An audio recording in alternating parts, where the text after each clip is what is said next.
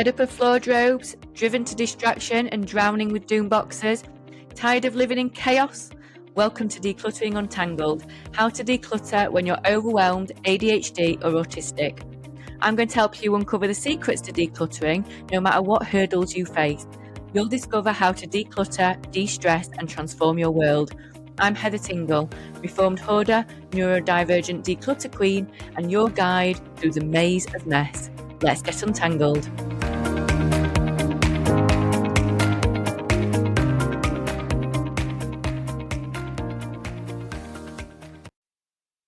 Hello Untanglers, and welcome to another episode of Decluttering Untangled with me, your host, Heather Tingle.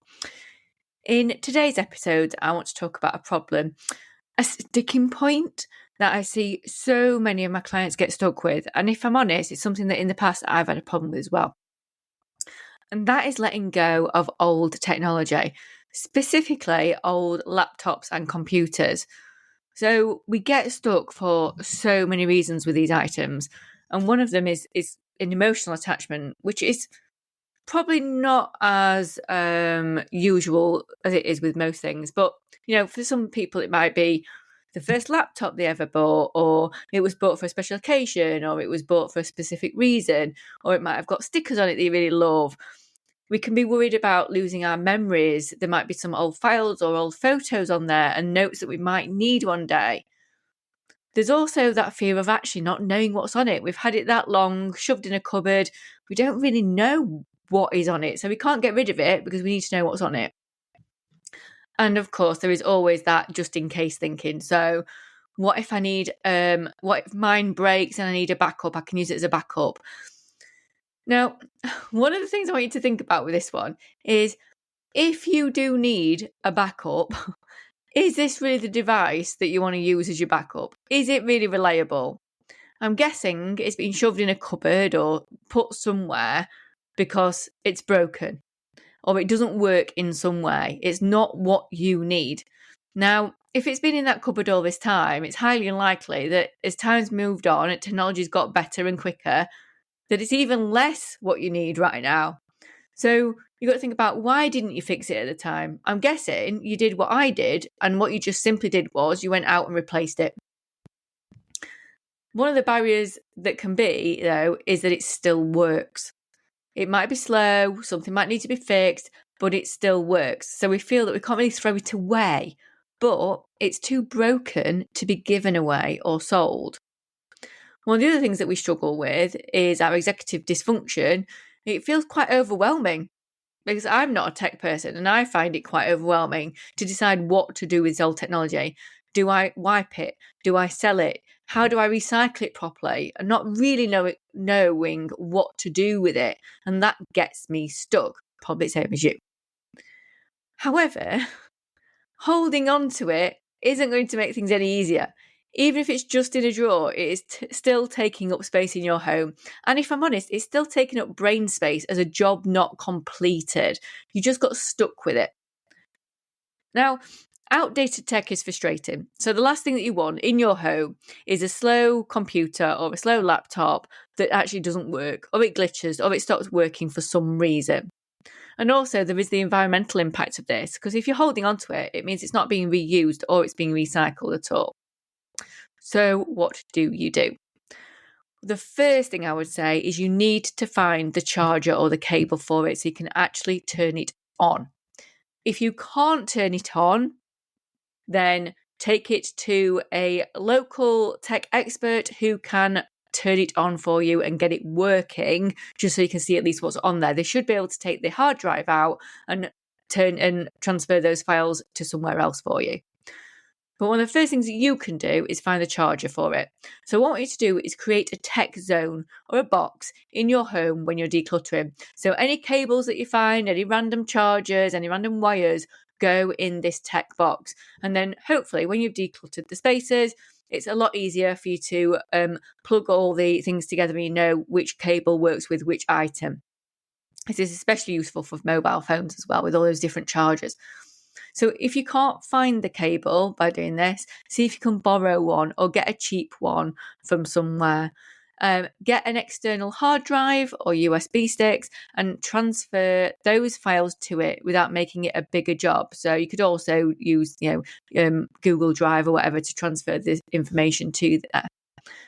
When I say without making it a bigger job, what I mean by that is literally transfer the information. Don't go through it and declutter the files that are on it. Literally just transfer the information. So then whatever was on there is no longer on there anymore. Because one of the things that we worry about is what if there's personal data on there?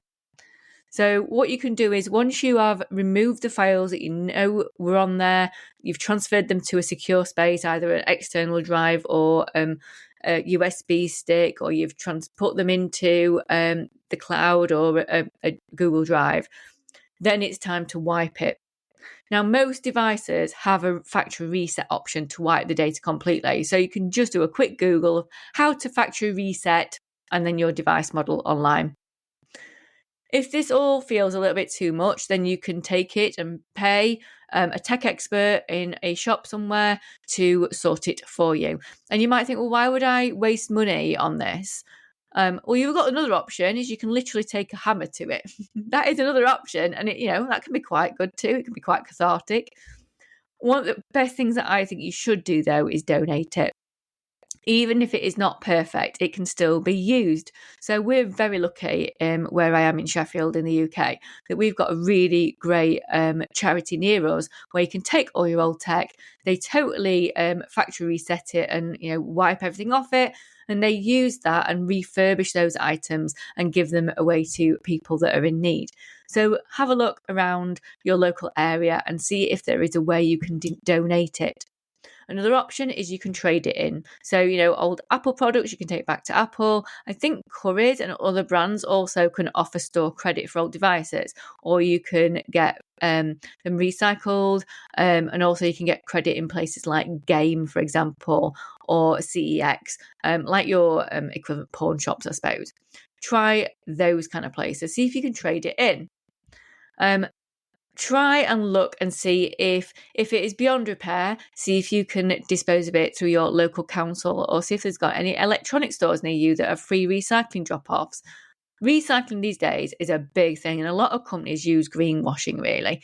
So have a look and see if there's any companies near you where you can drop it off. If all else fails and it feels really overwhelming, see if you've got a tech-savvy friend or family member that can wipe it and recycle it for you. Because one thing I really want you to think about is, I might fix it one day. Well, how long has it been sitting there for? Has it been months? Has it been years? Then it's highly unlikely that you're going to do it now. And the main thing with your emotional attachment is that emotional attachment isn't really doing anything for you by just holding it in your home. Like, it's not doing anything. The fear of losing the memories or the things that you might need one day, that is a job for another day. The main thing to do is get this item out of your house, but get the information that you need off it first. The main thing is to do is know what's on it and then knowing what's wrong with it. Now, if you're able to fix it, great, then sell it on. But what you need to think is, if you think, oh, one day I am going to fix it, what will you then do with that item if it's fixed? So if it's been in a cupboard forever and ever, and then you fix it, are you going to replace the one that you're currently using with that item? Probably not. Will you try and sell it? Will it be worth anything if it's so out of date? Probably not. In all honesty, it's the best thing to just let it go in a way that makes it easy for you. If that means hitting it with a hammer, hit it with a hammer. If that means giving it to a friend for them to sort it, give it to a friend. If it means taking it to a store to get it sorted, take it to a store. Or try and find a charity near you that will recycle them for you. So I hope you've given a few things to think about. Be careful if you are going to use a hammer. But, until next time, be kind to yourself. Remember you're not alone and keep untangling. Thanks for joining me for today's episode of Decluttering Untangled. If you found anything that I've said today helpful, please do me a favour.